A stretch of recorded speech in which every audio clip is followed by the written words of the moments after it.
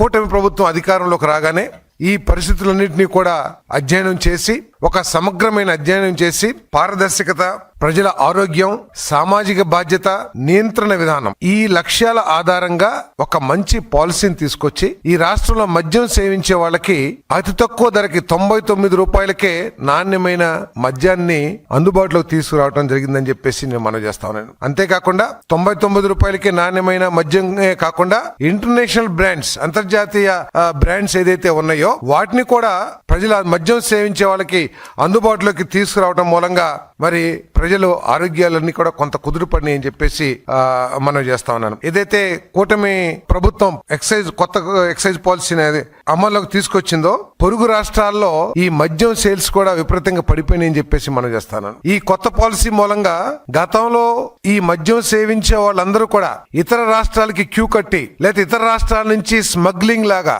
ఏదైతే తీసుకొచ్చేవాళ్ళ మద్యం అవన్నీ కూడా ఆగిపోయినాయని చెప్పేసి మనం చేస్తాం. ఇతర రాష్ట్రాలకు వెళ్ళి క్యూ కట్టాల్సిన పని రాలేదు. బార్డర్స్ జిల్లాలకు వెళ్ళి లేకపోతే దొంగచాటుగా లిక్కర్ని తీసుకొచ్చి ఆ బలహీనతని ఆధారంగా చేసుకుని పోలీసులు వాళ్ళ మీద కేసులు పెట్టి వేధించే పరిస్థితులు ఇవన్నీ కూడా పోయినాయని చెప్పేసి మనం చేస్తాం.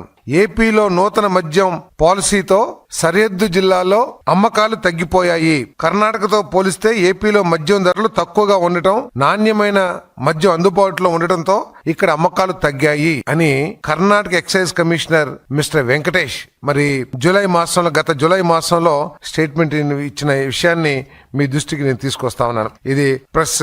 అదేవిధంగా ఏపీలో ప్రీమియం లిక్కర్ బ్రాండ్స్ అందుబాటులో లేక అధిక ధరలకు మద్యం కొనలేక తెలంగాణ సరిహద్దు జిల్లాల్లో మద్యం కొనేవాళ్ళు అంటే ఆంధ్రప్రదేశ్ కు సంబంధించిన మద్యం సేవించే వాళ్ళు అంతర్జాతీయ బ్రాండ్స్ అందుబాటులో లేక అధిక ధరల మూలంగా తెలంగాణ బార్డర్స్ లో ఉన్న జిల్లాలకు వెళ్లి ఎక్కువగా కొనుక్కునేవాళ్ళు.